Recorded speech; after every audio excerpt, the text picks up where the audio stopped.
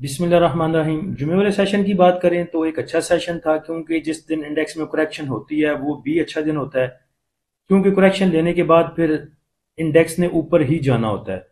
तो इंडेक्स की opening negative opening थी जुमे वाले सेशन में 175 पॉइंट के साथ। उसके बाद इंडेक्स ने आपको हाई लेवल दिखाया 1,65,025 का, जिधर इंडेक्स ने 435 पॉइंट गेन किए थे। इंडेक्स का लो लेवल देखिए तो वो थोड़ा सा नीचे रहा 1,63,041 पे, और इंडेक्स ने वहां पे लूज किए थे 1550 पॉइंट।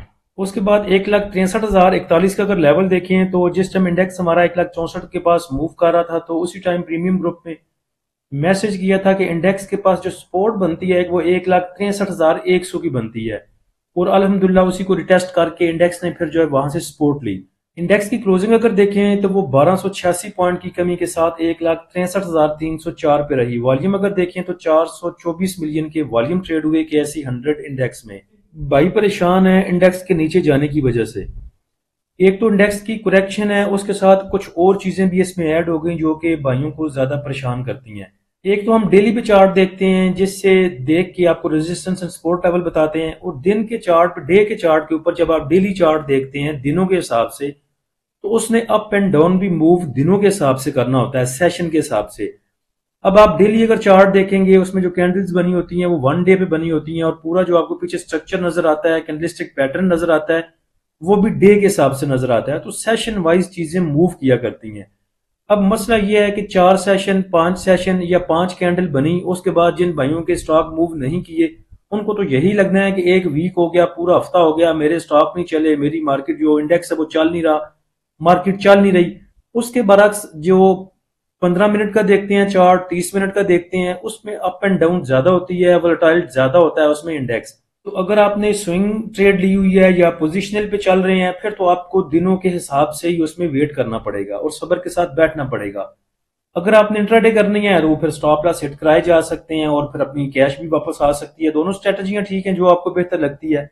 वैसे भी हमने अपने पेड ग्रुप में जो है वो पहले सिर्फ स्विंग पे काम करवाते थे। अब भाइयों की चूंकि ख्वाहिश थी इंट्राडे के लिए सिग्नल दें, तो अब हम इंट्राडे के लिए उनको सिग्नल दे देते हैं, लेकिन उसमें से जो भी हमारे टारगेट अचीव होते हैं कभी भी हमने उसको दोहराया नहीं, उसका क्रेडिट लेने की कोशिश नहीं की।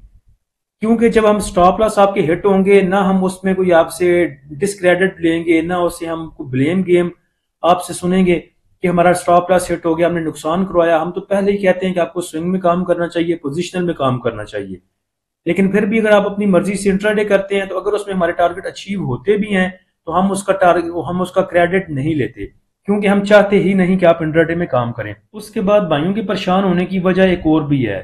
पहले इंडेक्स ने यहां से, जब हमारा इंडेक्स ओवरबॉट था और आपको बताया था कि यहां से इसने नीचे जाना है, वहां से इंडेक्स ने करेक्शन लेना शुरू की। उसके ऊपर हमारे साथ बैड लक क्या हुई कि अफगानिस्तान की न्यूज उसमें ऐड हो गई, तो इंडेक्स ने आपको तकरीबन यहां का लो दिखाया।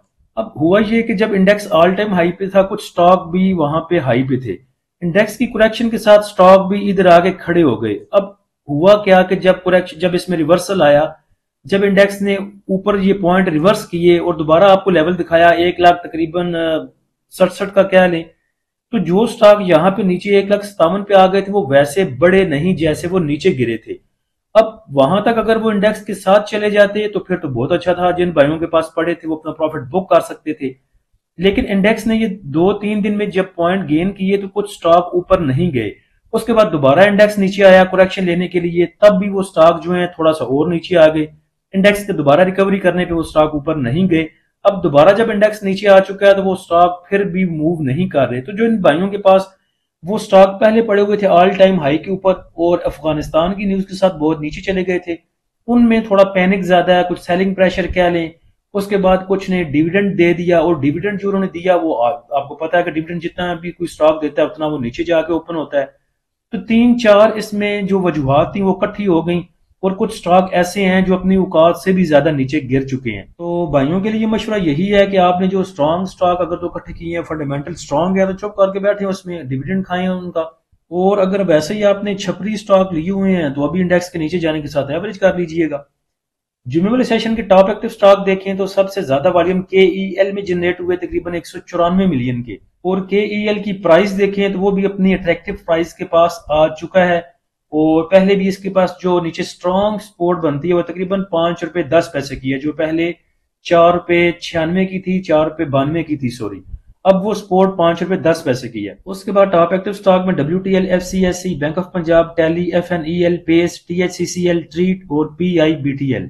मार्केट समरी की बात करें तो जुमे वाले सेशन में 478 कंपनियों में ट्रेडिंग हुई, जिनमें से 136 एडवांस रही, 300 डिक्लाइनर रही और 42 अनचेंज रही। नंबर ऑफ ट्रेड की बात करें तो 4,09,000, वैल्यू की बात करें तो 35 अरब और 1 करोड़, और वॉल्यूम की बात करें तो 1041 मिलियन के वॉल्यूम ट्रेड हुए। जुम्मे वाले सेशन में अगर देखें तो दो चीजें ठीक हैं। एक तो इंडेक्स ने अपनी स्पोर्ट को रिटेस्ट किया और वहां से सपोर्ट ली, और दूसरे नंबर पे फीपी लीपी भी जो है वो अभी आपको दिलासा देने वाला ही है। बैंक्स की बाइंग देखिए तो तकरीबन 18 मिलियन की है, जिसमें से उन्होंने ज्यादातर बाय किया है डेट मार्केट में, लेकिन डेट मार्केट के अलावा भी उनकी बाइंग है तकरीबन 2.28 मिलियन की।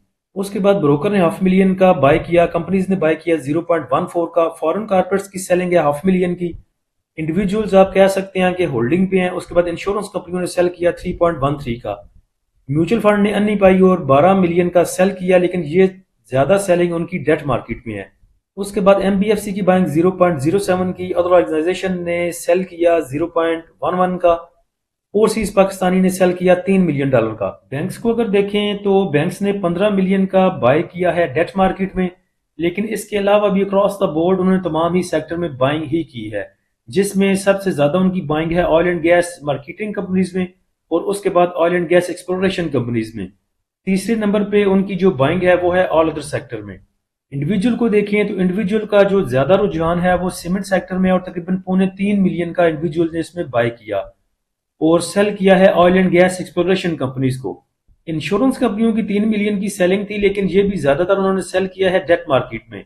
म्यूचुअल फंड को देखें, इन्होंने 13 मिलियन का सेल किया डेट मार्केट में, और उसके अलावा कोई ऐसा सच बहुत बड़ी सेलिंग म्यूचुअल फंड की नहीं है। उसके अलावा ये बात है कि अगला जो वीक है वो रोल ओवर वीक भी है, और काफी अरसे से देखा गया है कि रोल ओवर वीक का जो ज्यादा इम्पैक्ट है अब वो स्टार्ट के दिनों में आ जाता है। अगर देखें तो मंडे ट्यूसडे ऑनवर्ड, पहले ये हुआ करता था जब इंडेक्स हमारा नीचे हुआ करता था 40,000 पे, 50,000 पे, वैसे जब इंडेक्स ऊपर बढ़ता था या नीचे जाता था तो ऐसा इतने पॉइंट गेन नहीं किया करता था, ना ही लूज करता था। 1500 पॉइंट, 500 पॉइंट, 400 पॉइंट, इतनी गेम हुआ करती थी। तब जो रोल ओवर वीक का इम्पैक्ट था वो ज्यादा जुम्मे वाले सेशन में जाके आया करता था।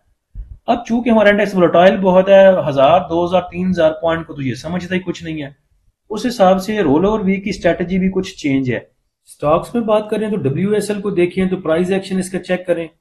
जब ये मूव किया करता था ₹7.95 पे, तब भी फर्स्ट टाइम आपको बोला था कि ये जो है आपको 50 पैसे की, 60 पैसे की मूव दे सकता है टेक्निकली, और इसने अल्हम्दुलिल्लाह आपको दी भी ₹8 से लेके, और उसके बाद ₹8.92 तक, ₹8.78 तक। उसके बाद दोबारा भी ये नीचे गया ₹7.90 तक, ये लास्ट सेशन में, जुम्मे वाले सेशन में, और उसके बाद उसी सेशन में इसने ₹8.74 भी आपको करके दिखाया। तो ₹8 के स्टॉक के साथ अगर आपको 50 पैसे का प्रॉफिट होता है तो मेरे ख्याल से एक बड़ी जबरदस्त सा आप इसको प्रॉफिट कह सकते हैं। तकरीबन 6%, 6.25% ये प्रॉफिट आपका बनता है ब्रोकेज की फीस निकाल के। तो WASL जो है वो अभी भी ₹8 पे क्लोज हुआ, तो इसको अगर देखें तो कंसीडर किया जा सकता है ट्रेडिंग के लिए। उसके बाद ANL की बात करें तो ANL की तरफ तो जो आपकी बहुत देर से दिलाई हुई है कि इसको कंसीडर करें, और बहुत अच्छी इसने मूव दी आपको ₹12.50 से लेके ₹13 तक, फिर ₹13.17, ₹13.30, ₹13.64 भी करके दिखाया इसने आपको, और वहां से फिर दोबारा नीचे ₹12.65। तो ₹12 का स्टॉक बार बार आपको अगर ये लेवल दिखा रहा है कि ₹12.5, ₹13.30, फिर ₹12.5, ₹11.95, ₹11.70, ₹11.80, उसके बाद फिर ₹12.5, तो आपको और क्या चाहिए कि ₹12 का स्टॉक आपको 50 पैसे का, 60 पैसे का गेन दे रहा है। अभी भी इसकी क्लोजिंग जो है ₹12.74 पे है। अच्छी प्राइस, अच्छा लेवल आप इसको कह सकते हैं।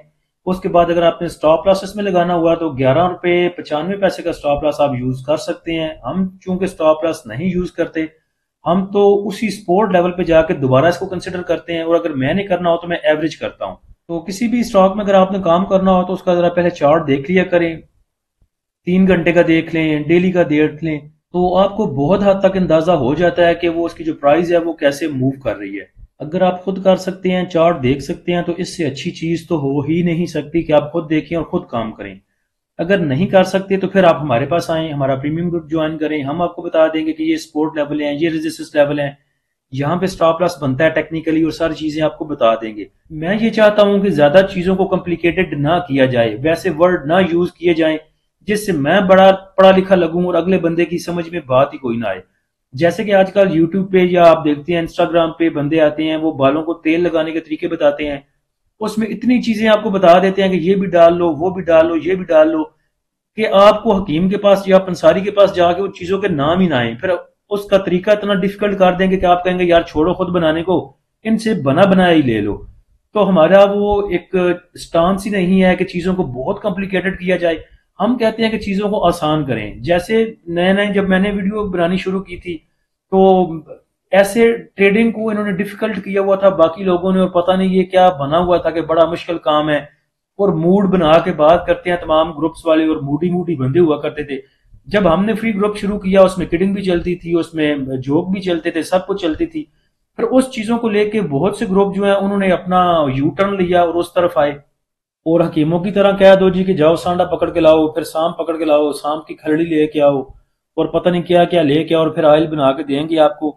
तो किसने जाना, किसने सांप पकड़ना, किसने सांडा पकड़ना। वो बंदा कहता है यार तुम मुझे अपने खुद से जो आपके पास बना हुआ है वो ही दे दो।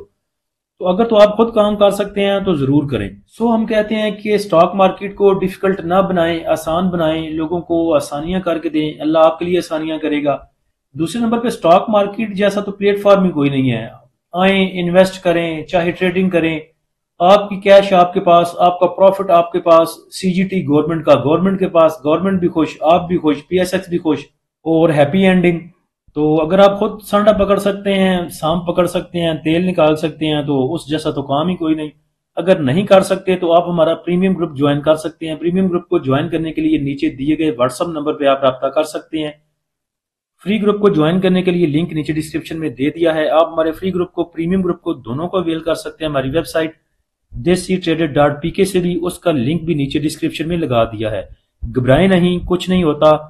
इंसान हो या मार्केट, जाना दोनों को ऊपर ही है। अल्लाह हम सबका हामी नासिर हो। इजाजत दीजिए, अल्लाह हाफिज।